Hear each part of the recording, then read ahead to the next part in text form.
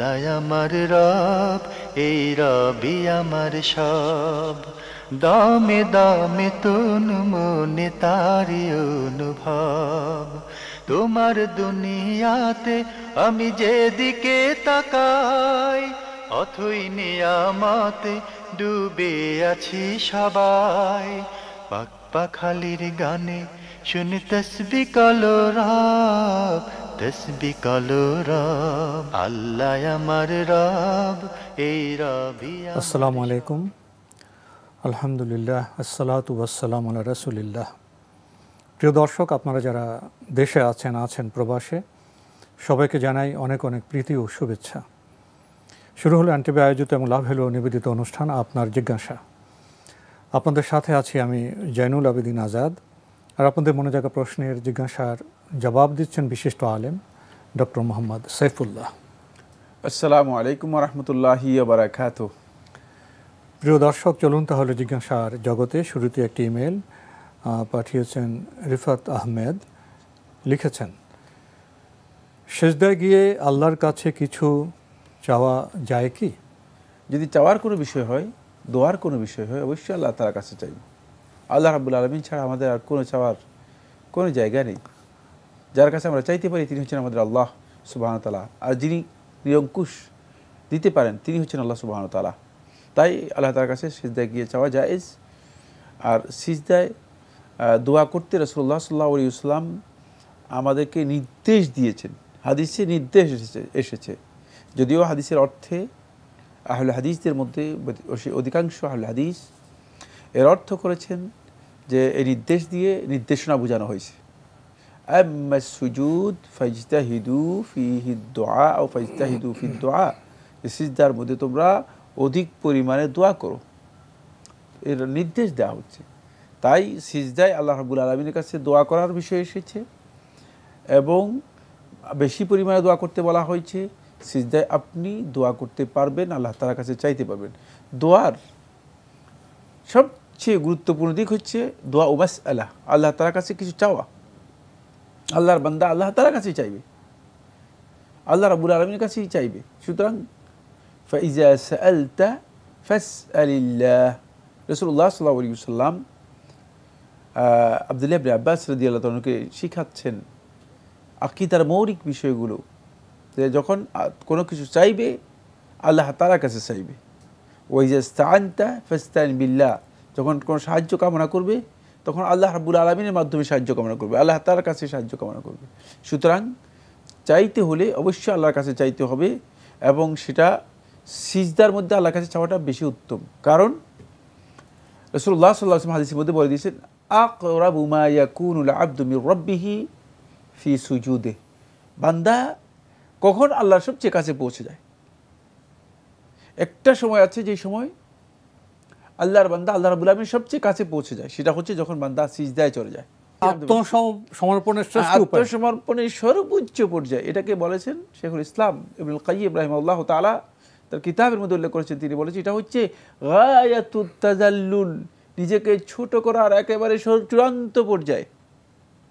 যখন আপনি আল্লাহ রাব্বুল আলামিনের সামনে নিজেকে চূড়ান্ত পর্যায়ে ছোট করতে পারলেন, তখন আপনি আল্লাহর একবারে কাছে পৌঁছে গেলেন। এটাই হচ্ছে পদ্ধতি। এই জন্য রাসূলুল্লাহ সাল্লাল্লাহু আলাইহি ওয়াসাল্লাম বলেছেন যে ফাকাবিলুন আইয়ুস্তাজাবা লাহু, তখন বান্দা আল্লাহ তাআলার কাছে এমন পর্যায়ে পৌঁছে যায় তখন বান্দার প্রত্যেকটি কথাই আল্লাহ তাআলার কাছে গ্রহণযোগ্যতার কাছাকাছি পৌঁছে যায়, যে বললেই গ্রহণ হয়ে যাবে। তাই এই গুরুত্বপূর্ণ সময়টুকু সমস্ত আহলুল ইলম এর বক্তব্য অনুযায়ী এবং রাসূলুল্লাহ সাল্লাল্লাহু আলাইহি ওয়াসাল্লাম হাদিসের নির্দেশনা অনুযায়ী দোয়া কবুলের গুরুত্বপূর্ণ সময়। নামাজের সেজদায় আল্লাহর কাছে চাওয়ার ভাষা কি আরবি হতে হবে? না, এটা শর্ত নয়। নামাজের দোয়ার জন্য আল্লাহ রাব্বুল আলামিনের কাছে যে আরবিতেই বলতে হবে, অন্য কোনো ভাষায় বলা যাবে না, এই কথা কোনো যুগে কোনো আলেম শর্ত করেছেন আমার জানা নেই। এটা একেবারেই নতুন আবিষ্কৃত মাসআলা, নতুন কথা। এই প্রশ্ন সব ভাষা আল্লাহ তো সব ভাষা বোঝেন, আল্লাহ তাআলার কাছে কিছুই না এগুলো। জি, আমরা জানলাম বিষয়টি সম্পর্কে। প্রিয় দর্শক, আমাদের হাতে একটি ইমেল, এটি পাঠিয়েছেন আকিব শিকদার কিশোরগঞ্জ থেকে। লিখেছেন, আমি ঢাকায় একটা বেসরকারি শিক্ষা প্রতিষ্ঠানে চাকুরি করতাম। বউ নিয়ে ঢাকাতেই অবস্থান করতাম, কিন্তু আমার মা বাবা ও ছোটো ভাই চাইতো আমার বউ তাদের সাথে থাকুক। শেষে মা বাবার কথা রাখতে গিয়ে আমি চাকুরি ছেড়ে দিয়ে গ্রামে চলে আসি। এখন আমি প্রায় 2 বছর ধরে বেকার আছি, তাই বিভিন্ন পারিবারিক সমস্যার সৃষ্টি হচ্ছে। বউ চাইছে আবার আমরা আগের মতো ঢাকা গিয়ে চাকুরি নিয়ে থাকি, কিন্তু মা বাবা যেতে দিতে রাজি নন। এমন পরিস্থিতিতে আমার কি করা উচিত? কার কথা শোনা উচিত? পরামর্শ চাই। এখানে আপনাকে অবশ্যই এটা বুঝতে হবে যে মা বাবা শুধু আবেগ দিয়ে যদি বলে যে বাড়িতে বসে থাকো বেকার, তাহলে মা বাবার এই বক্তব্য সঠিক নয়। কারণ বেকার থাকলে আপনি আপনার স্ত্রী, পরিবার, পরিজন কীভাবে চালাবেন? সন্তান মা বাবাকে কিভাবে সাহায্য করবেন? হ্যাঁ, মা বাবাকে সাহায্য করতে পারবেন না। আর তার উপর ওয়াজিব হয়ে গিয়েছে স্ত্রীর হক, সন্তান সন্ততি যদি থাকে তাদের হক, এটা তো আপনাকে অবশ্যই আদায় করতে হবে। যেহেতু আপনার উপর এদের ভরণ পোষণ ফরজ হয়ে গিয়েছে, বাধ্যতামূলক, যেহেতু আপনার স্ত্রী আপনাকেই খাওয়াতে হবে। তো এখন আপনি মা বাবার আবেগের বক্তব্য দিয়ে যদি বসে থাকেন, চাকরি না করেন, তাহলে মা বাবাকে এটাও বলতে হবে যে যদি আমি এখানে চাকরি না করে বসে থাকি, তাহলে আপনারা আমার স্ত্রী এবং সন্তানদের বাবদ আমাকে প্রত্যেক মাসে এত টাকা করে দিতে হবে, এটা লিখিত দেন। কারণ হচ্ছে এটা অবশ্যই এদেরকে কোথেকে আপনি এদেরকে খাবার দিবেন, আর এদের তো চাহিদা আছে, অবশ্যই এটা পূরণ করতে হবে আপনাকে। সুতরাং এই ক্ষেত্রে মা বাবাকে এই আবেগের কথা দিয়ে, মানে মা বাবার এই আবেগ দিয়ে চলবে না। আবেগের কথা দিয়ে আপনিও মা বাবার সাথে তাল দিতে পারবেন না, বরং তাদেরকে এটা বোঝাতে হবে যে এখানে আবেগের বিষয় নয়, এখানে দায়িত্বের বিষয়, আমাকে কাজ করতে হবে। বাস্তব বিষয় হচ্ছে কাজ করতে হবে। এই সন্তান সন্ততিকে লালন পালন করা, তাদের শিক্ষা দীক্ষার বিষয় আছে, তারপরে স্ত্রীর হক রয়েছে, তার ভরণ পোষণ দিতে হবে। সুতরাং এগুলোকে সামনে রেখে অবশ্যই যৌক্তিক বিষয় হচ্ছে আপনি চাকরি করবেন, সেটা আপনি বাড়িতে থাকেন অথবা আপনি ঢাকায় আসেন। তো সেক্ষেত্রে যদি আপনি বাড়িতে কোনো চাকরি না পান, বেকার তো, হ্যাঁ, বাড়িতে যদি কোনো চাকরি না পান, তাহলে আপনি ঢাকায় এসে হলেও চাকরি করতে হবে। সেক্ষেত্রে মা বাবাকে এটা বুঝিয়ে ঢাকাতে এসে হলেও চাকরি করতে হবে, কিন্তু আপনাকে অবশ্যই চাকরি করতে হবে, যেহেতু আপনার উপর অন্যদের হক ওয়াজিব হয়ে গিয়েছে, সেগুলো অবশ্যই আপনাকে আদায় করতে হবে। এবং এ বিষয়ে মা বাবাকে সুন্দরভাবে বোঝাতে হবে। অবাধ্য হওয়ার দরকার নেই, বাবার সাথে দুর্ব্যবহার করার দরকার নেই, কিন্তু তাদেরকে বিষয়টা সুন্দর করে বোঝানোর জন্য চেষ্টা করবেন। হয়তো তারা বিষয়টি যদি আপনি ভালো করে বলেন, সুন্দর করে বলেন, বুঝতেও পারে।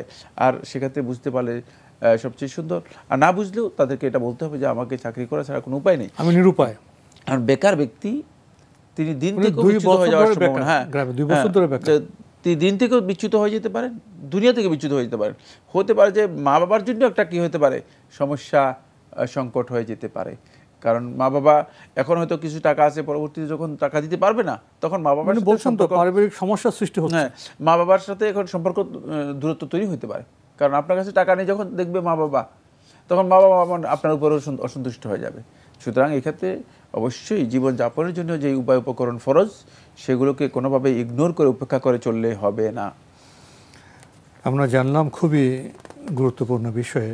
প্রিয় দর্শক, আমাদের হাতে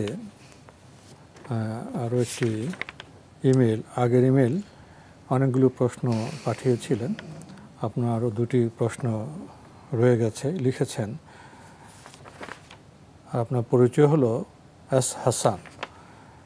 লিখেছেন, নিজের শরীরকে প্রয়োজনের চেয়ে বেশি সাজিও না, কারণ সে তো মাটির সাথে মিশে যাবে। সাজাতে হলে চরিত্রকে সাজাও, কারণ মৃত্যুর পরেও মানুষ তোমাকে স্মরণ করবে। এমন কথা কি ঠিক আছে? হুবহু এই টেক্সটে ঠিক নেই। শরীরের পরিচর্যা করা হারাম নয়, নিষিদ্ধ নয়, জায়েজ। আর শরীরের সাজগোজ এটাও খুব মানে গর্হিত বিষয় এমন নয়, কিন্তু আপনি অতিরিক্ত শব্দ লাগিয়েছেন, মানে আপনি একটু চালাকি করেছেন। প্রয়োজনের চেয়ে বেশি সাজিও না, প্রয়োজনের থেকে বেশি আপনি উল্লেখ করেছেন। প্রয়োজন কতটুকু প্রয়োজনের বেশি, এটা একটা আপেক্ষিক বিষয়। যেমন একজনের মাথার মধ্যে চুল আছে অনেক বেশি, এখন তার এই মাথায় চুলের জন্য তেল দিতে হবে মনে করেন মানে 200 গ্রাম, 200 ml।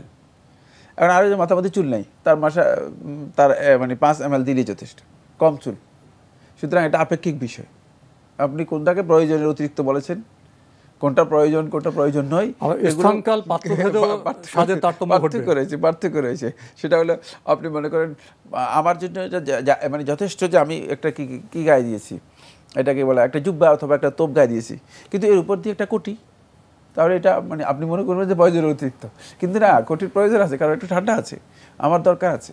সুতরাং আপনি সবাইকে এটাকে একই পাল্লায় নিয়ে এসে সেটাকে যদি ওজন করেন, আপনি ভুল ওজন করবেন। এই জন্য বলছি যে কথা মানে বেশি দর্শন যারা বলেন এদের ভুল হয় বেশি। মান কাসুরা কালামুহু কাসুরা খাতাউহু, কেউ কেউ এই বক্তব্য আলী ইবনে আবি তালেব রাদিয়াল্লাহু তাআলাকে বর্ণনা করেছেন, কেউ কেউ বলেছেন না আলী ইবনে আবি তালেবের বক্তব্য না, এটা আপনি সালাফদের অনেকের বক্তব্য। সেটা হলো যে বেশি কথা বলে তার ভুল হয় বেশি। এই জন্য এই ধরনের দর্শন দিয়ে চলবে না, এগুলো ঠিক ভালো করে বুঝতে হবে যে এটা কোন জায়গায় শুদ্ধ কোন জায়গায় শুদ্ধ নয়।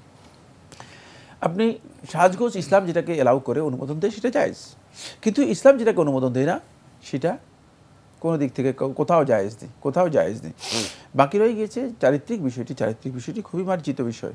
অবশ্যই চরিত্রকে যত সুন্দর করবেন, এটা তো ইবাদতের সাথে জড়িত, এটা আখিরাতের জান্নাত লাভ করার সাথে জড়িত।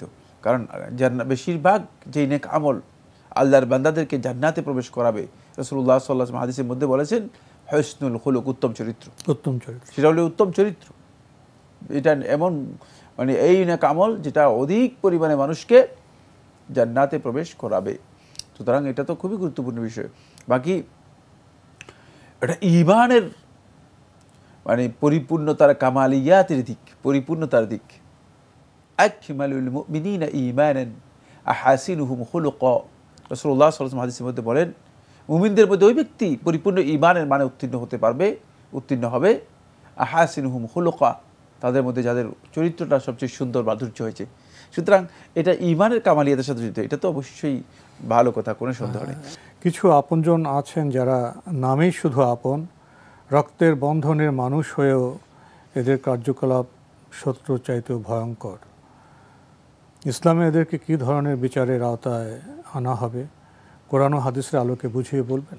যিনি মানে রক্তের বন্ধনের মধ্যে আছেন কিন্তু আত্মীয়তার সম্পর্ক ছিন্ন করে শত্রুতা দেখাচ্ছেন, তিনি তো আপনজন নয়। আসলে তিনি আপনজন শুধুমাত্র মানে পরিচয়ের জন্য। বাস্তব কথা হচ্ছে তার সাথে মানে সম্পর্ক নেই। অনেক সময় দেখা যায় ভাই ভাইয়ের সাথে সম্পর্ক নেই, ভাই বোনের সাথে সম্পর্ক নেই, বা পিতার সাথে সম্পর্ক নেই, পিতা সন্তানের সাথে সম্পর্ক নেই, স্বামী স্ত্রীর সাথে পর্যন্ত অনেক বিরোধ আমাদের সমাজের মধ্যে রয়েছে। সুতরাং এটা তো ভয়ঙ্কর অপরাধ। এটা একদিক থেকে আত্মীয়তার সম্পর্ক ছিন্ন করা সবচেয়ে বড় যে কবিরা গুনাহগুলো আছে তার মধ্যে একটি। রাসূলুল্লাহ সাল্লাল্লাহু আলাইহি ওয়াসাল্লাম বলেছেন যে 3 দল লোক জান্নাতে প্রবেশ করবে না, তার মধ্যে একজন হচ্ছে কাত, যে আত্মীয়তার সম্পর্ক ছিন্নকারী। তো আত্মীয়তার সম্পর্ক ছিন্নকারী জান্নাতে প্রবেশ করতে পারবে না, এটা ভয়ঙ্কর শাস্তির বিষয়। দ্বিতীয় হচ্ছে আত্মীয়তার সম্পর্ক ছিন্নকারী ব্যক্তি, সে তার রিজিকে সংকীর্ণতা এসে যাবে, জীবনযাপনের সংকীর্ণতা এসে যাবে। আল্লাহ রাসূল সাল্লাল্লাহু আলাইহি ওয়াসাল্লাম হাদিস থেকে বোঝা যায় যে তোমাদের মধ্যে কোনো ব্যক্তি যদি চায় তার রিজিক এর মধ্যে আল্লাহ তাআলা সমৃদ্ধি দান করুন এবং তার জীবন অর্থাৎ বয়সের মধ্যে আল্লাহ রাব্বুল আলামিন বৃদ্ধি দান করুন, তাহলে ফালিয়াসিল রাহিমাহু, রাসূলুল্লাহ সাল্লাল্লাহু আলাইহি ওয়াসাল্লাম হাদিসের মধ্যে বলেন ফালিয়াসিল রাহিমাহু, সে যেন তার আত্মীয়তার সম্পর্কটাকে বজায় রাখে। এই হাদিসের যখন আমরা সেন্সটাকে উল্টাই দিই তাহলে কি হবে, যেই ব্যক্তি আত্মীয়তার সম্পর্ক নষ্ট করবে তাহলে তার এই জিনিসগুলো থাকবে না, তার এই সমৃদ্ধি থাকবে না, তার বয়স পর্যন্ত কমে আসবে, তার জীবনটা সংকীর্ণ হয়ে যাবে, জীবনযাপন অসৌন্দর্য হয়ে যাবে এবং কষ্টকর হয়ে যাবে। পাশাপাশি তার রিজিকের মধ্যে আল্লাহ সুবহানাহু ওয়া তাআলা ঘাটতি দিবেন, রিজিকটা কমে যাবে তার। এই বিষয়গুলো আমাদের খুব ভালো করে জানতে হবে। সুতরাং এটা একটা দুনিয়াতে নগদ শাস্তি পেয়ে যাবে, সে ব্যক্তি দুনিয়াতে নগদ শাস্তি পেয়ে যাবে। আর আরেকটি বিষয় হচ্ছে সে মানুষের কাছে নিন্দিত হবে, কারণ আল্লাহ রাব্বুল আলামিন এই যে আত্মীয়তার যে সম্পর্কটা দিয়েছেন, ভালোবাসার যে সম্পর্ক দিয়েছেন, এই সম্পর্কটা আল্লাহ তাআলার পক্ষ থেকে। এই সম্পর্ককে যদি কোনো ব্যক্তি ছিন্ন করে, ওয়ামানে কাতাআহু কাতাআতুহু, অথবা কোনো রাওয়াতে বলতে ওয়ামানে কাতাআকি কাতাআতুহা, যে ব্যক্তি তোমার সাথে এই সম্পর্ক নষ্ট করে দেবে আমি তার সাথে সম্পর্ক নষ্ট করে দেব। তো আল্লাহ তাআলা সম্পর্ক নষ্ট করবেন কি? হ্যাঁ, আল্লাহ তাআলা সম্পর্ক নষ্ট করবেন কি? তার আশেপাশের সম্পর্ক সবগুলো কি হয়ে যাবে? বিচ্ছিন্ন হয়ে যাবে। এর চেয়ে বড় কঠিন শাস্তি আর কি হতে পারে? এই জন্য আমরা দেখি তো আত্মীয়তার সম্পর্ক যারা ছিন্ন করেছে তারা জীবনযাপনে অনেক কষ্ট পায়, অনেক কষ্ট পায়। আল্লাহ তাআলা আমাদেরকে এই বিষয়গুলো বোঝার তৌফিক দিচ্ছি। আমরা বোধহয় খুবই গুরুত্বপূর্ণ বিষয়ে অবগত হলাম। এটা এতটা গুরুত্বপূর্ণ বিষয় দুনিয়া এবং আখিরাতের জন্য, প্রিয় দর্শক, আমাদের সবার বোধহয় একটু খোঁজখবর নেওয়া উচিত, আত্মসমালোচনা করা উচিত, আত্মীয় স্বজনদের সাথে আমাদের সম্পর্কটা কোন পর্যায়ে আছে। প্রিয় দর্শক, আমাদের হাতে একটি ইমেল পাঠিয়েছেন মোহাম্মদ আনিসুর রহমান পল্লবী, ঢাকা থেকে। লিখেছেন, few days ago I have lost my wife where she had died in coronavirus. Now I wanted to know that is there any opportunity to live along with my wife in heaven? I and my daughter love her very much. যদি আপনার স্ত্রী এবং আপনি যদি জান্নাতের এই রাস্তায় যদি আপনারা ঠিক থাকেন, তাহলে আপনি জান্নাতে আপনার স্ত্রীকে পাবেন। আল্লাহ রাব্বুল আলামিন কোরআনে কারীমের মধ্যে বলে দিয়েছে, কোরআনের মধ্যে আল্লাহ তাআলা বলেছেন যে কিয়ামতের দিন যারা পারিবারিকভাবে জান্নাত লাভ করতে পারবে, তারা ওই পারিবারিকভাবে জান্নাতের মধ্যে আরাম আয়েশের মধ্যে থাকবে। মানে পরিবারকে জান্নাতের আজওয়াজুহুম বানাতে হবে। হুম আজওয়াজুহুম ফিল জান্নাতি ইহবারুন, যে তারা এবং তাদের স্ত্রীরা এরা সবাই জান্নাতের মধ্যে একসাথে তারা আনন্দের মধ্যে থাকবে। সুতরাং জান্নাতের মধ্যে আপনি পারিবারিক এই এনভায়রনমেন্ট পাবেন, এই পরিবেশ পাবেন, আপনার স্ত্রীকেও আপনি পাবেন। কিন্তু শর্ত হচ্ছে একটাই, সেটা হলো অবশ্যই মানে নিজেরা জান্নাতি হতে হবে, আপনাকেও জান্নাতি হতে হবে, আপনার মেয়েও জান্নাতি হতে হবে এবং আপনার স্ত্রীও জান্নাতি হতে হবে।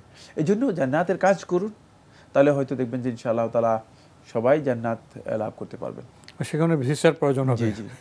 জান্নাতি ভিসার জন্য আমাদের জান্নাতি আমল করতে হবে। প্রিয় দর্শক, আপনার ইচ্ছা আকাঙ্ক্ষাটা খুবই সুন্দর। আমাদের হাতে একটি চিঠি পাঠিয়েছেন মোহাম্মদ আনোয়ার হোসেন, কুমিল্লা লাকসাম থেকে। আগের চিঠি আপনার একটি প্রশ্ন রয়ে গিয়েছিল, আপনি লিখেছেন, আবু হুরায়রা রাদিয়াল্লাহু তাআলা আনহু সম্পর্কে সংক্ষিপ্ত আকারে শাইখের কাছে জানতে চাই। আবু হুরায়রা রাদিয়াল্লাহু তাআলা আনহু আল্লাহ রাসূল সাল্লাল্লাহু আলাইহি ওয়াসাল্লামের প্রসিদ্ধ সাহাবীদের মধ্যে একজন ছিলেন। আব্দুর রহমান ইবনে সাখর আদ-দাউসি, ইয়ামানের দাউস গোত্রে জন্মগ্রহণ করেছেন আবু হুরায়রা রাদিয়াল্লাহু তাআলা আনহু। তিনি 57, কোনো রিওয়ায়াতে বলতেছে 58 হিজরি সনে মারা গিয়েছেন। 7ম হিজরি সনে খায়বরের যুদ্ধের পর ইসলাম গ্রহণ করেছেন। রাসূলুল্লাহ সাল্লাল্লাহু আলাইহি ওয়াসাল্লামকে তিনি প্রায় 4 বছর পেয়েছেন। আবু হুরায়রা রাদিয়াল্লাহু তাআলা আনহু যেহেতু ইয়ামান থেকে তিনি মদিনায় চলে এসেছেন, তিনি আর্থিকভাবে সংকটাপন্ন ছিলেন। যে সমস্ত সাহাবীগণ আর্থিকভাবে সংকটাপন্ন ছিলেন তাদের একজন। পরবর্তীতে আবু হুরায়রা রাদিয়াল্লাহু তাআলা আনহু রাসূলুল্লাহ সাল্লাল্লাহু আলাইহি ওয়াসাল্লামের সুফফাতে অবস্থান নিতেন। সুফফা হচ্ছে মসজিদ নববীর পাশেই একটি স্থান ছিল, যে স্থানের মধ্যে সাহাবায়ে কেরামদের মধ্যে যারা অভাবী বা যাদের সমস্যা আছে কোনো না কোনো কারণে, তারা এখানে বসবাস করত। এখানে তাদেরকে রাসূলুল্লাহ সাল্লাল্লাহু আলাইহি ওয়াসাল্লামের নিগরানিতে এদেরকে খাবার দাবারের আয়োজন করা হতো, আর এরা জ্ঞান অর্জন করতেন। তো আবু হুরায়রা রাদিয়াল্লাহু আনহু একেবারেই ইসলাম গ্রহণ করার পর থেকেই তার একটা বড় ধরনের আগ্রহ ছিল, সেটা হচ্ছে আল্লাহ রাসূল সাল্লাল্লাহু আলাইহি ওয়াসাল্লামের জ্ঞান অর্জনের ব্যাপারে সময় দেয়া। তিনি এই সময়টুকু অধিক পরিমাণে দিয়েছেন রাসূলুল্লাহ সাল্লাল্লাহু আলাইহি ওয়াসাল্লামের সাথে। বর্ণিত আছে যে আবু হুরায়রা রাদিয়াল্লাহু আনহু প্রথমে রাসূলুল্লাহ সাল্লাল্লাহু আলাইহি ওয়াসাল্লামের হাদিসগুলো মুখস্থ করার জন্য এত বেশি প্রবল আগ্রহ, কিন্তু মুখস্থ হচ্ছিল না। তখন আল্লাহ নবী সাল্লাল্লাহু আলাইহি ওয়াসাল্লাম আলাদাভাবে আবু হুরায়রা রাদিয়াল্লাহু আনহুকে মুখস্থের ব্যাপারে দোয়া করেছেন। রাসূলুল্লাহ সাল্লাল্লাহু আলাইহি ওয়াসাল্লাম তাকে মানে এই দোয়া করার পর থেকে তিনি যাই আল্লাহ রাসূল সাল্লাল্লাহু আলাইহি ওয়াসাল্লামের কাছ থেকে শুনতেন, সেটাই তার মুখস্থ হয়ে যেত। পরে তিনি অনেক হাদিস রাসূলুল্লাহ সাল্লাল্লাহু আলাইহি ওয়াসাল্লামের বর্ণনা করেছেন।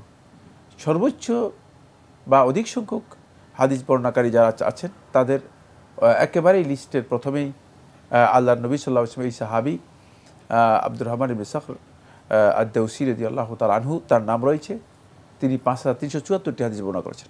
5374টি হাদিস বর্ণনা করেছেন। তাহলে বোঝা যাচ্ছে যে কত বেশি সংখ্যক হাদিস তিনি বর্ণনা করেছেন আবু হুরায়রা রাদিয়াল্লাহু আনহু।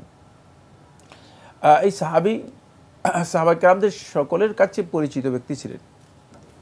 সুতরাং সাহাবায়ে কেরামগণও মানে সেগারুস সাহাবা যারা ছিলেন, ছোট সাহাবী যারা ছিলেন, তারা সবাই বিভিন্ন সময় তার কাছ থেকে আল্লাহ নবী সাল্লাল্লাহু আলাইহি ওয়াসাল্লামের বক্তব্যগুলো গ্রহণ করতেন, আল্লাহ নবী সাল্লাল্লাহু আলাইহি ওয়াসাল্লামের বক্তব্যগুলো, হাদিসগুলো গ্রহণ করতেন। ফলে রাসূলুল্লাহ সাল্লাল্লাহু আলাইহি ওয়াসাল্লামের সাহাবীদের মধ্যে তিনি হাদিস বর্ণনার ক্ষেত্রে প্রসিদ্ধি লাভ করেছেন যেভাবে, ঠিক তেমনিভাবে তিনি তার কাজের মধ্যেও তার নিষ্ঠা, আন্তরিকতা, ন্যায়পরায়ণতা একেবারেই পরিচিত ছিল। ফলে ওমর ইবনে খাত্তাব রাদিয়াল্লাহু তাআলা আনহু তার সময় তাকে বসরার গভর্নরের দায়িত্ব দিয়েছিলেন, গভর্নরের দায়িত্ব পালন করেছেন। এখান থেকে বোঝা যাচ্ছে যে তিনি সকল দিক থেকেই নির্ভরযোগ্য ছিলেন এবং সাহাবায়ে কেরামগণ তার সম্পর্কে সবাই আল্লাহ রাসূল সাল্লাল্লাহু আলাইহি ওয়াসাল্লাম যেভাবে তার জন্য দোয়া করেছেন সেভাবেই মনে করতেন এবং তার সাহাবায়ে কেরামদের কারণেই আবু হুরায়রা রাদিয়াল্লাহু তাআলার কাছে তাবিগণ হাদিসের বক্তব্য গ্রহণ করেছেন। হাফেজ ইউসুফ জাকি ইবনে ইউসুফ আল-মাযজি রাহমাতুল্লাহ আলাইহি তার কিতাবের মধ্যে উল্লেখ করেন, তিনি বলেন যে আবু হুরায়রা রাদিয়াল্লাহু আনহু এর ছাত্র সংখ্যা তাবি সহ সাহাবী সহ যারা হাদিস বর্ণনা করেছেন 800 ব্যক্তি তার কাছ থেকে হাদিস বর্ণনা করেছেন। আমরা এই গুরুত্বপূর্ণ আমাদের প্রিয় সাহাবী সম্পর্কে সংক্ষিপ্ত পরিসরে কিছু তথ্য জানলাম। তো আজকে আমাদের এখানে শেষ করতে হচ্ছে। আপনাকে অনেক ধন্যবাদ। আপনাকে অনেক ধন্যবাদ। প্রিয় দর্শক, আমরা দেখছিলাম এনটিভি আয়োজিত এবং লাভেলো নিবেদিত অনুষ্ঠান আপনার জিজ্ঞাসা। আমাদের অনুষ্ঠান আপনারা এনটিভি অনলাইনেও দেখতে পারবেন, ভিজিট করুন www.ntvbd.com। এছাড়া ইউটিউবে এবং ভেরিফাইড ফেসবুক পেজে অনুষ্ঠান দেখতে পারবেন। আজকে শেষে আমাদের মহান এবং প্রিয় সাহাবী হযরত আবু হুরায়রা রাদিয়াল্লাহু তাআলা আনহু সম্পর্কে আমরা সংক্ষিপ্ত পরিসরে কিছু কথা জানলাম। আমরা খুব সহজেই সাহাবীদের কথা বলি, তাদের নাম উচ্চারণ করি, কিন্তু তাদের যে জীবনধারা, তাদের জীবনে যে ত্যাগ তিতিক্ষা, রাসূল সাল্লাল্লাহু আলাইহি ওয়াসাল্লামের প্রতি তাদের যে ভালোবাসা, জ্ঞানের প্রতি তাদের যে ভালোবাসা এবং তাদের জীবনের প্রতি মুহূর্তে ইসলামের আলোকে ছড়িয়ে দেওয়ার জন্য তাদের যে অন্নিষ্ঠা, তাদের যে পরিশ্রম, সেগুলো আমরা কতটা জানছি এবং আমাদের জীবনযাপনে তার প্রভাব কতটা পড়ছে, এই প্রশ্ন বোধহয় করাই যায়। চিঠি লিখুন, প্রশ্ন পাঠান আমাদের ঠিকানায়। পরিচালক আপনার জিজ্ঞাসা, এনটিভি, বিএসসিসি ভবন, 7ম তলা, 102 কাজী নজরুল ইসলাম এভিনিউ, কারওয়ান বাজার, ঢাকা 1215। ইমেল অ্যাড্রেস আপনার জিজ্ঞাসা @ntvbd.com। প্রিয় দর্শক, মহান আল্লাহ আমাদের সবাইকে নিরাপদে রাখুন, রাখুন শান্তিতে। আসসালামু আলাইকুম। আল্লাহ আমার রব, এই রবি আমার সব, দামে দামে তুন মনে তারি অনুভব। আল্লাহ আমার রব, এই রবি আমার সব।